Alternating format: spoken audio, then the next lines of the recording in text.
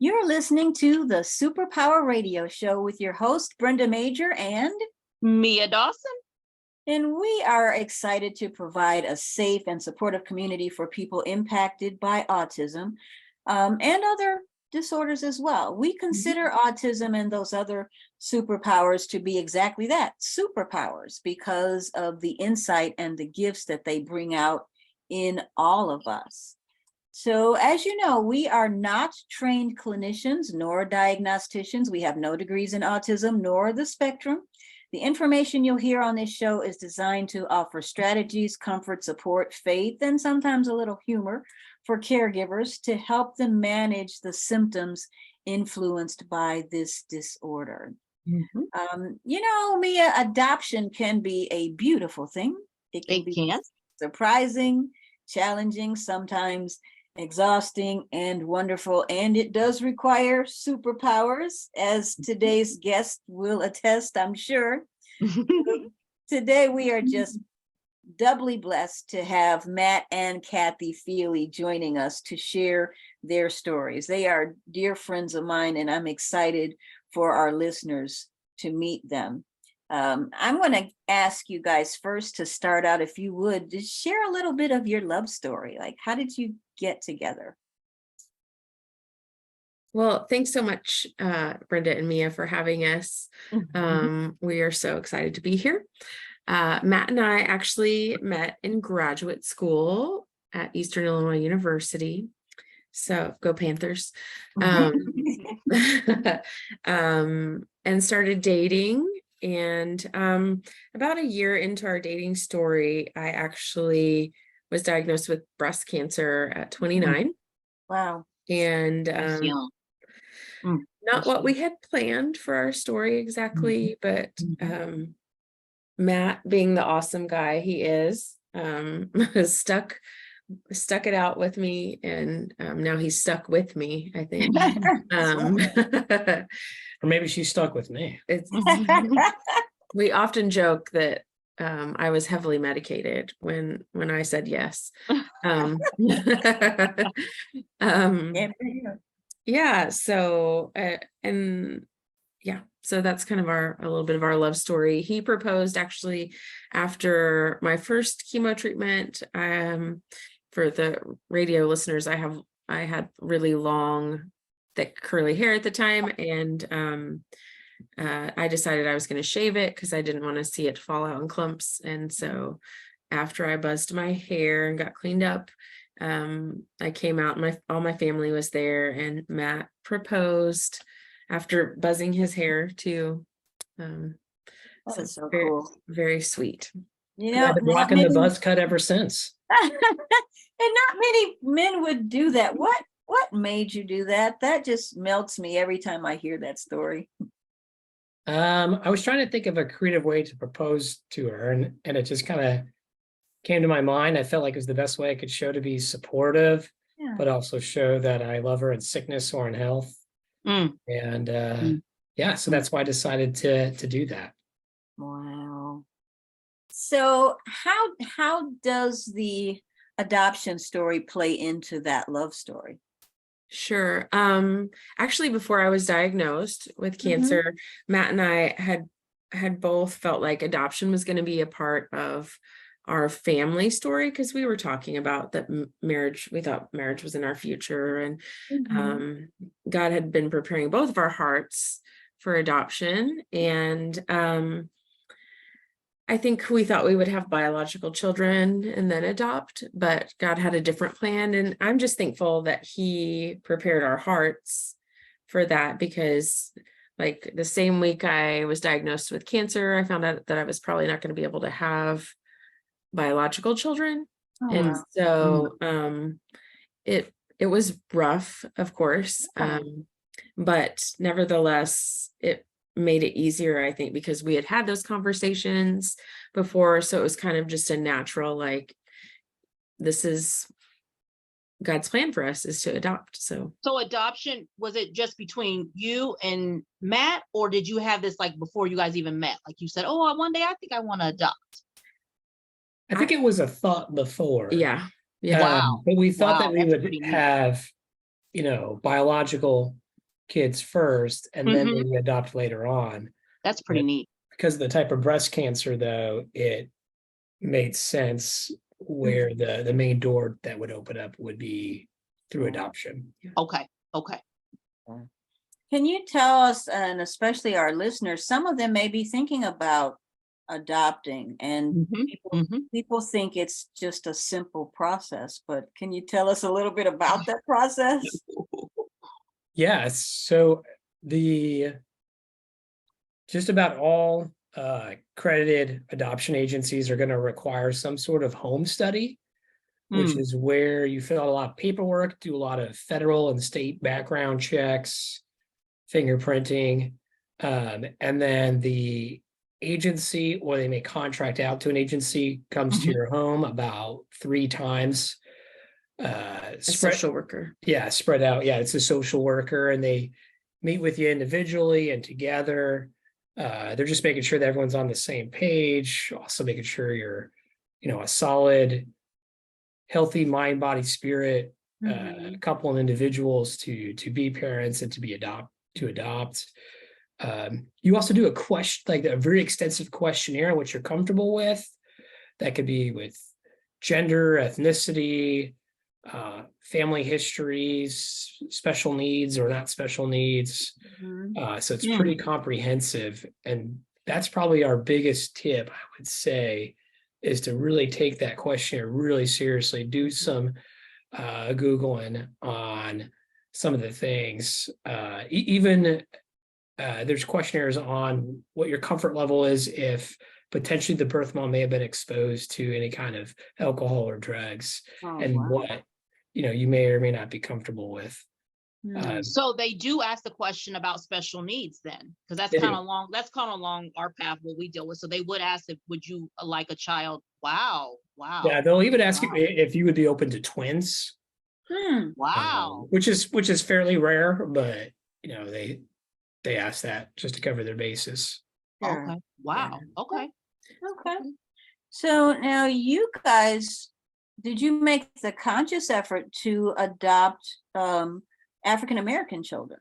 Because you're two gorgeous little African American, a daughter and a son. Was that part of your thought process at the time, or were you open to any child? Yeah, so I think we talked about it quite a bit, and our thought process was we felt very convicted that God wouldn't want us to have a preference on ethnicity.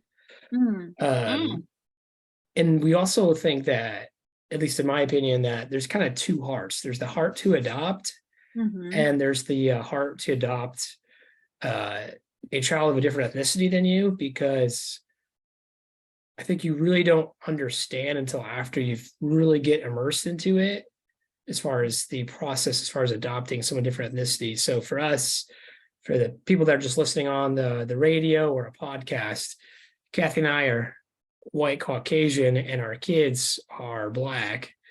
And, for me being, I had to have some identity with myself and kind of some own, like digging deep into myself, really becoming to terms with how privileged I am being a white male, and that, our kids are not going to have that experience being both Black. And so there's definitely that mind shift. And that's why I feel like it takes two different hearts, because we've had to make some decisions where we would include diversity in our lives. That was one of the reasons why we moved to a more larger and more diverse city,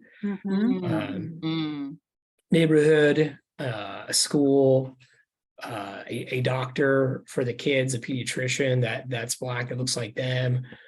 Just that all they don't see, and that they're not just exposed to just white, they're exposed to a well variety, and also people that look like them. Wow.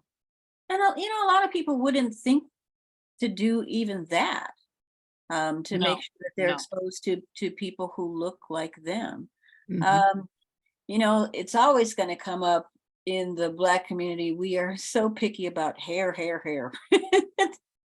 What were some of your adventures, especially with your daughter Leela, with the hair? Because here's the interesting thing: babies, particularly African American babies, when they hatch, a lot of times their hair is straight and it's, fine and it's thin, and then a few months later it may change. What was your experience with that?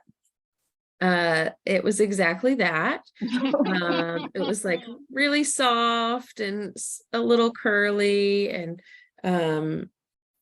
as our daughter grew, it's super like kinky coily. Yeah. And it's been a learning curve, and I still learn a lot all the time about it. Thankfully, Brenda, you and our friend Tina came over and helped Yeah, one day. that was an adventure. Well, yeah. I have a very tender-headed little girl, so we I've been really fortunate. One of our friends here connected us with someone who's just amazing and is really good with Leela, and is an African American woman. And I'll just ask questions. I'll be like, okay, so I tried this and it seemed to dry her hair out. And she's like, okay, well, don't do that. Try this. And so she's been really great, and actually did a class with me on like some different braiding styles and Oh, things like that. So that was really helpful. wow. But it's ever the journey. We're trying to allow her some freedom to kind of take more responsibility for her like maintenance of her hair, which is also, a journey of its own. You know what? Speaking as an African American woman, it is a journey. Yeah. It is for all of us. We're always searching for better products, and I like your hair. Like, can you do that to me? So yeah, that's really an ongoing journey. What are some of the other things that have surprised you about both of your kids that maybe you weren't expecting? I would say that, Leela and I clearly don't look the same at all, but personality wise, we are peas in a pod. Oh, Oh, wow. wow. So that Wow. that definitely surprised me quite a bit. I figured our kids, they naturally going to have their own independence and their own identity, but just personality wise, Leela and I are thick as thieves. We get along great, and Butt heads. but also butt heads. If I joke a lot that if Matt was a little black girl, he'd be Leela, but they are very, very similar. I was watching last night my favorite show, The Good Doctor. One of my favorite shows, The Good Doctor. And of course, the doctor on there has autism, but they had an adoption situation. And I thought about you guys. I knew I was going to talk to you guys tonight. And so there was a family coming in. The social worker had said, hey, we have this baby up here. The mom has passed away. The mom was homeless, but the baby had some medical issues, and the baby was going to have some medical issues for like years to come. And so when they got there, they see this brand new baby and they're so excited. And the doctor's like, hey, just want you to know, next couple years, you're going to be paying such and such for these surgeries. And they were like, no, I can't do this. And so the doctor ends up taking the baby home into foster care. But it made me think about you guys saying that you have to have a heart for it, because they want it. And I know it's a show, but that happens in real life. They're showing stuff that happens in real life. And you can tell they really wanted the baby, and they were like, we're not going to be able to afford to take this child through surgeries for the next several years. And so they had to walk away, and the doctor ended up taking it home. So God has to put that on your heart to be able to deal with whatever child you have. That's the beauty. I really learned that, and I thought about you guys, and I was like, wow, this is a little deeper. It's just a little deeper than I'm just going to go adopt it. We're going to live happily ever after. It's a little deeper than that, I guess, is what I'm thinking. Yeah. I think something that I 100% agree. Like, we tried to go into it really honestly, like because it's really easy to get excited, right, about a baby or a child. But we're talking about at least the next 18 years or more, and I think it's important to be really honest with yourself about what you're willing to, what you're capable of taking care of,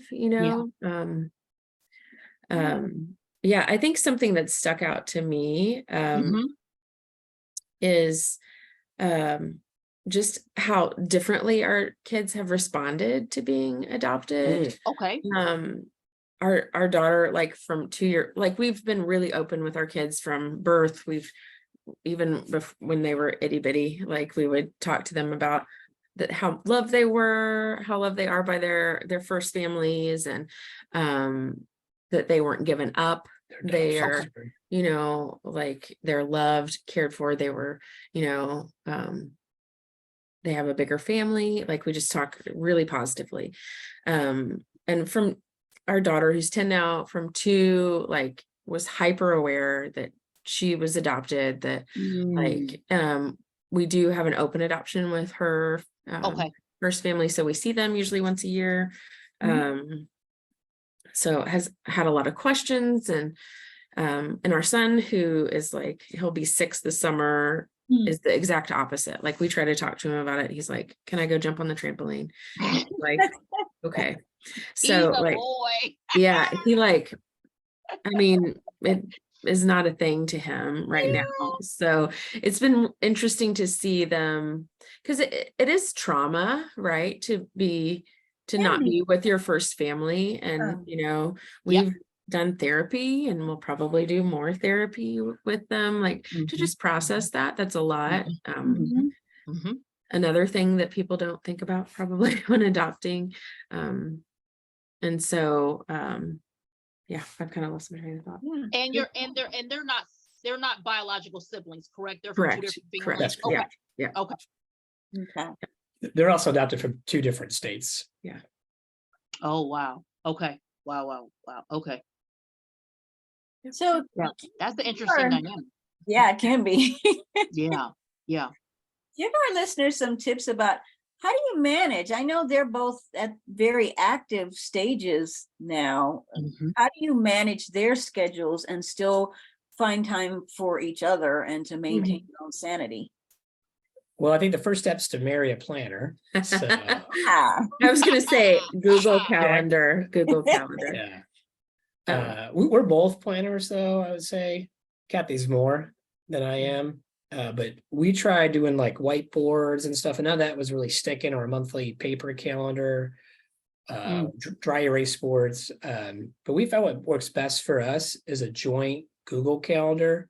So if you create a joint Gmail account and create a calendar through that way, a Google Calendar, I like that because I could see what Kathy has, she could see what I have, see what the kids have. Yeah. We also have, we call it a business meeting once a week, every Sunday evening after the kids are in bed.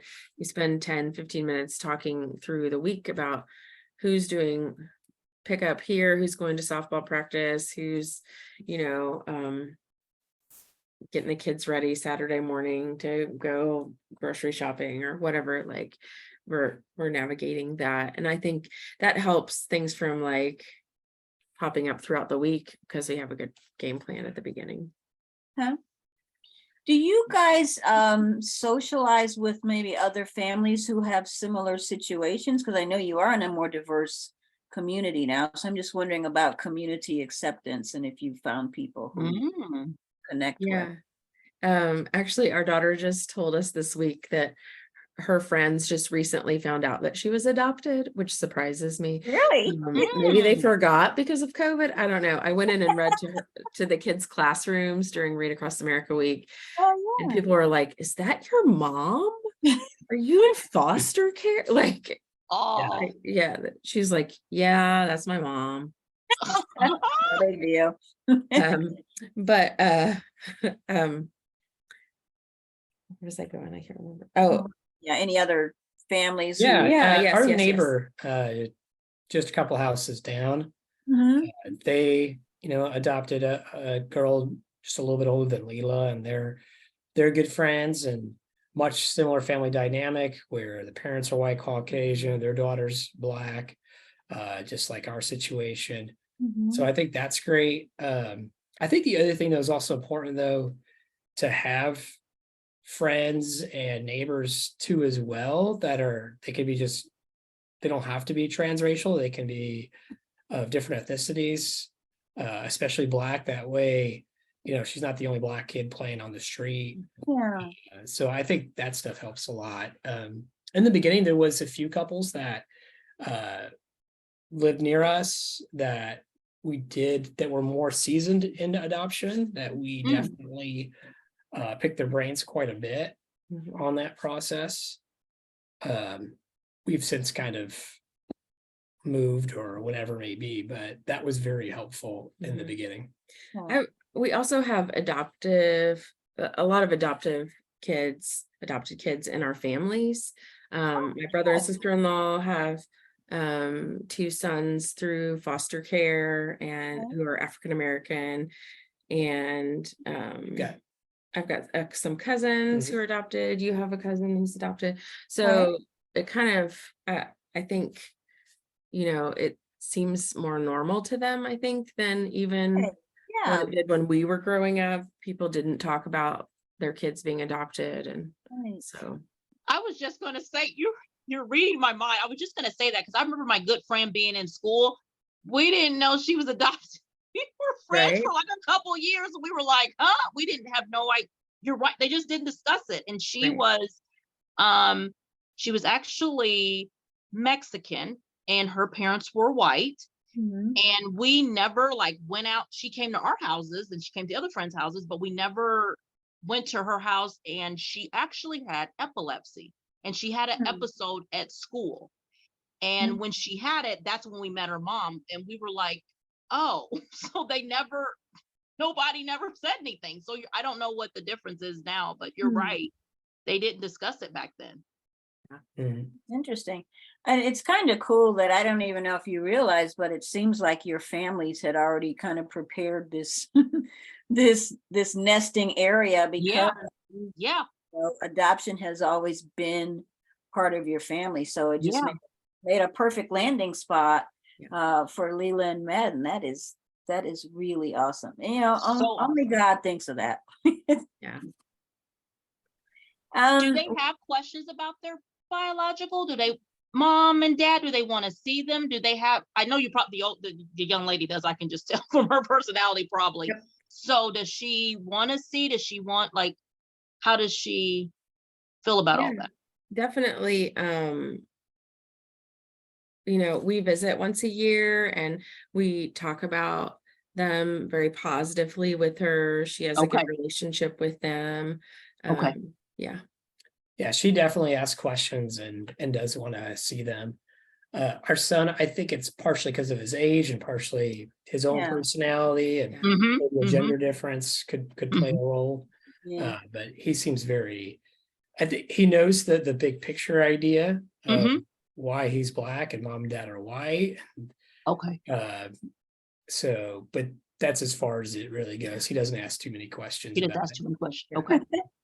So you guys, we always ask this to people when they come on our show.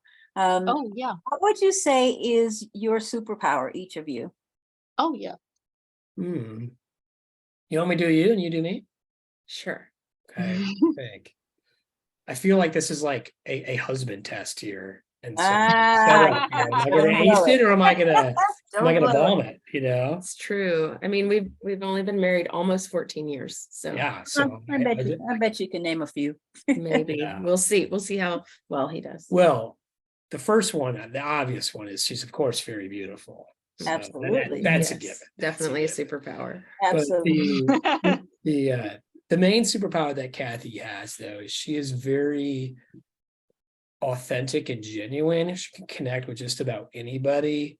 I've seen that. They can tell that she's just a solid, great, genuine person. Some people who identify themselves as believers and Christians, they can probably instantly know that she's a believer just by interacting with her. So yeah, that is probably definitely had Cathy's superpower, and one of the things that attracted me to her when I started dating her. Oh, it sounds like he passed. You did okay. Yeah. I mean, it's like, are we talking C-, or did I was thinking B+. B+, okay. There you go. My motto in college was 3.0 go, so. For Matt, I would say something that we didn't really hit on is that our son, who's about 5.5, has moderately severe ADHD and is really struggling academically, and So he's in kindergarten, so we're navigating what that looks like with IEPs and Yeah. 504s and Yeah. all Yeah. the things. And Mhm.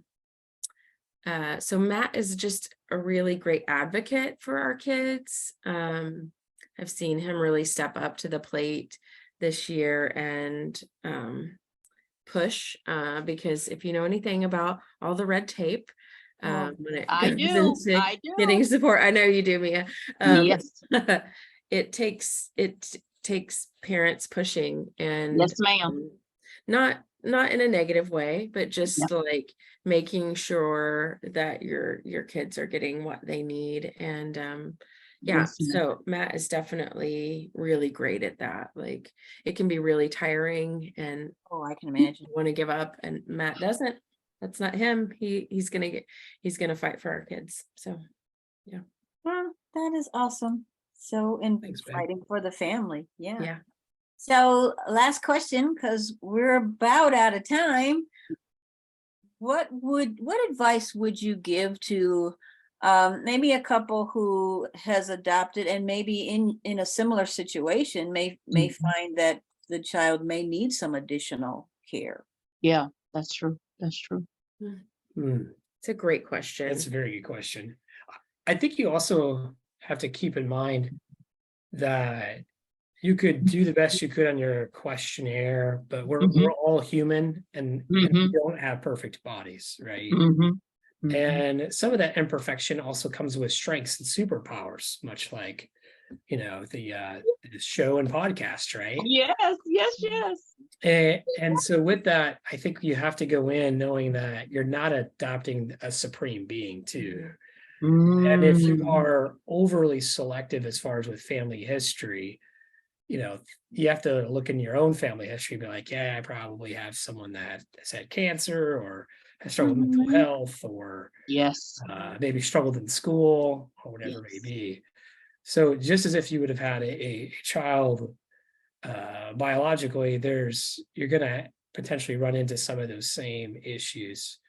On the flip side, though, I think it also goes if you do know that there's going to be special needs involved, you have to have also that heart, that adoption heart, as well as Yeah. that heart for special needs. Because Okay. for Kathy and I, we had to look at each other and be like, I don't know if we really have the skills and the talents to be a parent of someone who may have severe special needs. We Mm. may not be the best fit for that. Mhm. Mm. Yeah. That's great advice. Yeah. I would say for me, like navigating this with our son is Mhm. to something that has seemed to really impress people. Not that we're impressive, but like we have said, like whatever our kid needs, we want to get stuff. Whatever help our kid needs, we want him to be able to get that. Yeah, Right. go after it. So like That's awesome. he has ADHD. Yep. Okay. So what are we going to do to help him to be able to learn in a way that he can learn? Like he may end up being on the spectrum. Okay. All right. So how are we going to support him to learn? That's I think there's so much shame that parents can put on or on themselves, like yeah. the diagnosis like that. And it's nothing that you do as a parent. So this is where your kid's at, and advocate for them to get the support that they need. Great place to end, even though we don't want to end, but we will definitely have you guys back on the show. And listeners, we thank you for your kind attention. We know you may have questions, so we encourage you to go onto our website, www.adventuresofneo.com, and let us know. Give us some of your feedback. You can find this episode and others on that site, but also be listening every Monday morning. We'll be riding to work with you. So Matt and Cathy, thank you so much. We're definitely going to have you back. So for the Superpower Radio Show, this is Brenda Major and Mia Dawson. we'll talk to you next time. Bye, guys.